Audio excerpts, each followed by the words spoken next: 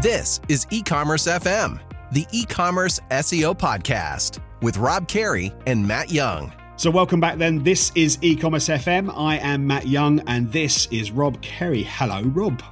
Hello, how you doing? Yeah, very well, mate. Have you had a good week? I have, yeah. It's been a bit crazy, but all good. This is good news. So kicking on now with show 2, Rob tends to put together what we're going to be doing on each show. And this week, your chosen topic is basically how to choose the right e-commerce platform. Is that right? That's right, yeah. It's an issue that a few of my clients are going through at the moment. And obviously, there's a few obvious answers about which platform you should use, but there's also lots of things to consider. So we're kind of talking about what you should weigh up with the advantages and disadvantages of each option. Fantastic. So, I mean, basically, we'll get cracking then. And the obvious question then is first of all, can you explain to me what an e-commerce platform is, please? Sure. So an e-commerce platform is the software which runs your online shop. So it's what you upload your products to. It has the basket or cart functionality, which allows people to buy multiple items at once. You know, it processes the orders. Sometimes it manages your product inventory as well. And sometimes it creates customer accounts where people can log back in and see their past orders and save their details. So it's basically all the software which runs your online presence. So if I go to somewhere like Tesco's, that is an e-commerce platform where I can order my shopping, that kind of stuff. Yeah, exactly. Excellent. So what kind of options have we got for e-commerce platforms then? So there's two main routes which you can go down, which are self-hosted or SaaS, which stands for software as a service. The self-hosted option is where you download software, you install it on a server, you configure it yourself. The kind of things that you do with Magento, WooCommerce, OpenCart, and PrestaShop, which are a few of the major offerings for that. There's also software as a service where you choose a platform and pay a monthly fee, but they host and manage it for you. So the most popular ones for this are Shopify, BigCommerce, and for smaller sites, Wix and Squarespace. Yeah, I think I've heard of almost every single one of those that you've mentioned. So they're obviously, they're out there, and it's just understanding which option is right. So why would you choose self-hosted? Because isn't software as a service much easier? Yeah, it is definitely a lot easier. There are some downsides though. They don't accept everyone. So they have terms and conditions about which products you're allowed to sell and which ones you aren't. So if you're involved in things like alcohol or knives or even cosmetics, you might not be allowed to sell those on their platform. So you definitely need to check in advance to make sure that the products that you sell are allowed. They're also quite rigid because everyone gets the same software. So whilst you can customize the themes usually that make your shop look the way it does, or you can add plugins which add extra functionality, you can't really make any major changes to them. So it might not work if you have a existing inventory management system, or you have offline systems for your retail stores that need to plug into your online store. It might not be possible using one of these software as a service options. It's also hard to add things like when Shopify first launched, they didn't have any blogging options. So a lot of Shopify stores had to create a subdomain of blog.storename.com in order to host their content. And of course, that's not great for SEO because it's almost like having two separate websites, and also not great for user experience because there's two completely different identities that you've got there. Shopify does have the option to do blogging now, but it's not as powerful or user-friendly as WordPress is. And also, people are used to using technology such as WordPress. They might not be used to logging into a Shopify admin system and uploading a blog post in there. It can also be expensive sometimes for the really small stores. If you're only selling a few products a month, you might not be able to afford $100 a month in fees for having one of these software as a service platforms. Yeah, you've really got to make some money to make that worthwhile. And for those, the smaller independent guys, it's just not going to be financial liable, is it really? So, what should you consider when you're self-hosting? So self-hosting can be good for small stores if you don't really mind having the software as it comes, so out of the box. But if you want to have a fully customized e-commerce store, there's going to be a large upfront cost because you have to pay for programmers to create the store exactly how you want it. you don't have these monthly fees, but you do have this upfront cost. So all the features that you want added that aren't currently on there, you need to pay for those. The theme to create it, the way it looks, you have to pay for that upfront. And even just setting it up, because a lot of these platforms are actually quite hard to set up. So you need to have someone that manages that for you. And if you're looking at even a half decent web host to host a Magento store, you're looking at least $100 a month for that, whereas a Shopify store to get started is $29 a month. So it's not always the cheaper option. There's also issues such as what happens with downtime. Sort of if your website goes down, who do you call? How do you even know that it's down? You might need to look at maintenance contracts or support contracts from another company in order to make sure that your website stays up and stays running. And it's not even a simple case of having one of those uptime monitoring services where they just make sure that your homepage is up. You need to make sure that all your product pages are working correctly, that they're showing the correct information, that the right prices are shown, and that the cart is working for you as well. So you can't just make sure that the homepage loads. Also, sort of every feature that you add to it is another big upfront cost again. So you have to pay for that in advance before you actually reap the rewards from it. But it is fully flexible. It's totally in your control. And that's why so many companies go for the self-hosted option. I suppose if you're a bigger organization and you've got those budgets in place, then the bigger upfront costs aren't so much of an issue. Again, I guess it's down to the small guys starting off. Okay, so I'm going to put you on the spot then. So which e-commerce platform would you choose, Rob?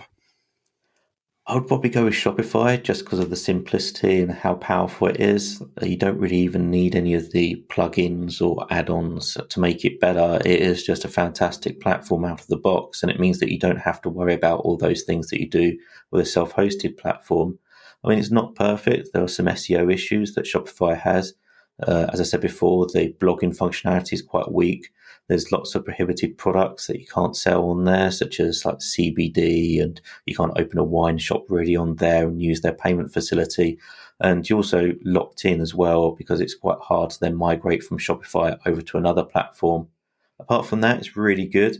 There's some great themes out there where you can just buy a theme from the Shopify website, customize it, and you've got a website ready to go. And they also got a really high converting checkout page as well. So that's really important for an e-commerce store to make sure that once people have chosen products, that there's no friction at all to get those people to get through to the checkout page and through to confirmation. It's also got an integrated payment gateway for taking credit cards. And they've got a point of sale system as well, which allows you to have retail stores use the same system as the e-commerce store. And things like, as well, like gift cards. They've got fantastic uptime because it runs on Amazon's servers. And they've also just launched a new shop app as well. Oh, now I've heard about this shop app. What's that all about? Tell me about that.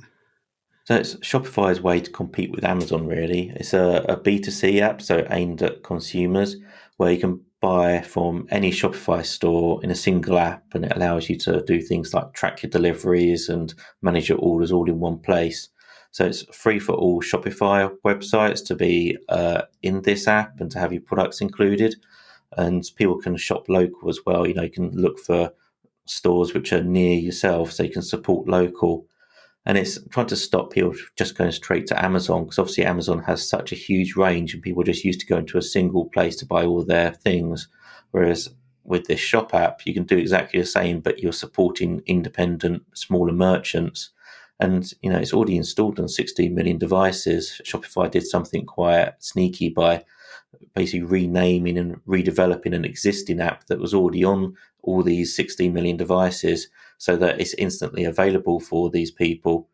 And it's a great new market to attract new customers, people that might not know your brand, especially if you have a retail store which is near these customers.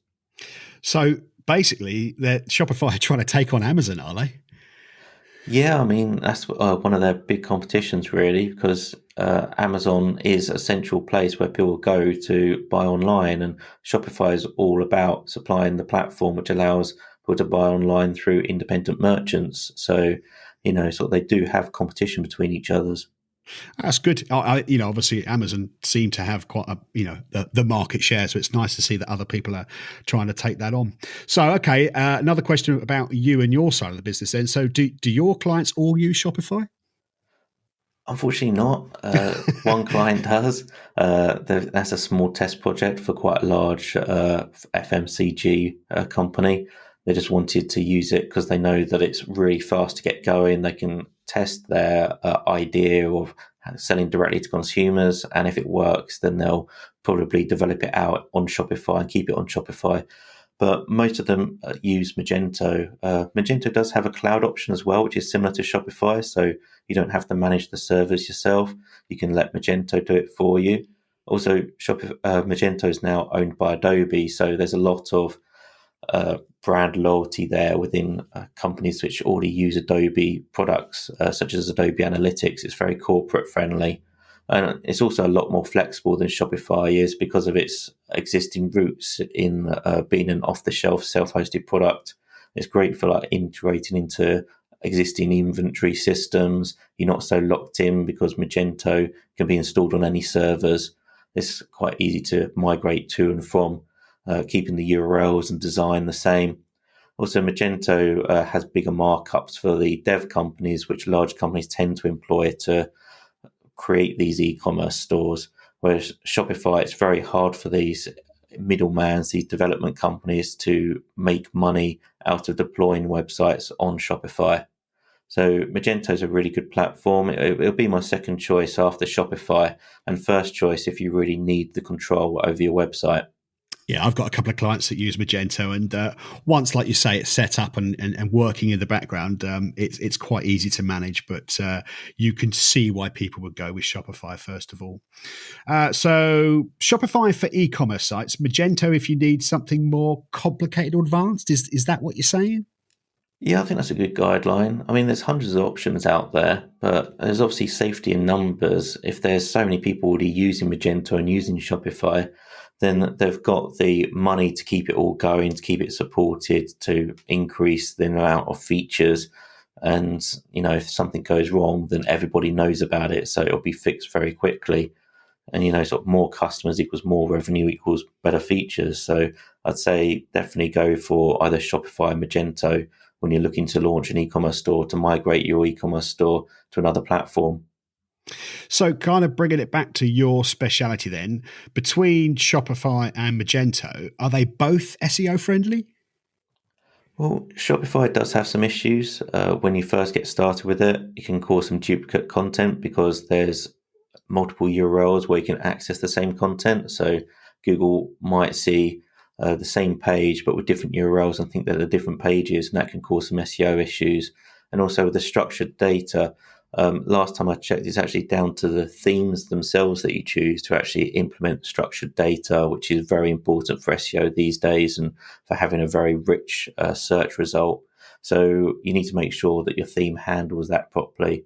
And also, there are some SEO plugins, but they're not really needed. You can get away with just using out-of-the-box Shopify as long as you've got a decent theme and you fix some of these issues with duplicate content and multiple URLs. With Magento, it's not so great for SEO. It's good to install an SEO plugin. I think one of the best ones is Magworks, which is Magewrx. That's very good. Query strings can be an issue on some of the URLs because you can create a lot of duplicate content because of that. The default robots.txt file, which Magento supplies, will fix a lot of those issues, but it's best to use an SEO plugin such as Magworks to fix those common issues. It's also built in PHP, so it's relatively easy and cheap to customize it if you do need some added SEO features. And its potential to make the SEO perfect because you can just go into the source code and get the code changed very easily. Good to know. Okay, I love that. So what about some of the other ones? What about Wix and Squarespace for smaller business? What are they like? They're okay. I mean, they're the modern day GeoCities. It's very, very simple. And even though they shout about SEO being one of their biggest features, both of them, they're not actually that great for SEO. They've also got quite weak e-commerce features, but it's okay for a hobby website. If you're only selling one or two products and you don't expect that many sales, then it's okay to go with Wix and Squarespace. But again, it's a software as a service, so you're kind of locked into that. It makes it harder to then migrate across in future to another platform. So if you're planning to sell more than 1 or 2 products and have more than 1 or 2 orders a month, I'd definitely go down the Shopify route. Or if you really want to customize your site, then go down the Magento route. Brilliant. I think you've summed up everything we were trying to cover in this episode. Definitely, there is a choice there between the bigger guys and also the smaller guys where they should be starting out. But if people have any more questions about this sort of stuff, what should they do? Is there some more options they can discover? Yeah, I mean, there's a great website out there called ecommerceguide.com, which is run by some veterans of the industry, Carl Hendy and Dan Barker. E-commerce Guide has a lot of information about the different options for e-commerce platforms, how to implement them, and some of the issues that are happening in the industry right now. You can also, of course, contact me directly. I'm on Twitter at Rob Kerry, and I'm happy to answer any questions that you've got about the things that we've mentioned on the show. Brilliant. Thanks, Rob. As always, so much information there. But of course, we do want to open it up a little bit. And if, listeners to the show would like to ask any questions, they're more than welcome to get in touch. And it might help shape the way the podcast moves forward, I guess. Yeah, that'd be fantastic. Yeah, they can email the show at hello@ecommerce.fm. That'll come through to both of us and we can feature a question on the show. You can tell us whether you'd like to be anonymous or to have your name mentioned. And yeah, we'll hope to get through everyone's questions over the next few episodes. Fantastic. So just to remember then, that's hello@ecommerce.fm. Get in touch with us and we'll put you on to future episodes. And like Rob says, if you'd rather prefer to remain anonymous, it's absolutely fine by us. It's really about making sure we get the content out there so that it serves you properly. Rob, as always, a font of knowledge. I really appreciate your time today and looking forward to catching up with you next week on the next edition of Ecommerce FM. Fantastic. Looking forward to it. This is Ecommerce FM, the Ecommerce SEO podcast with Rob Carey and Matt Young.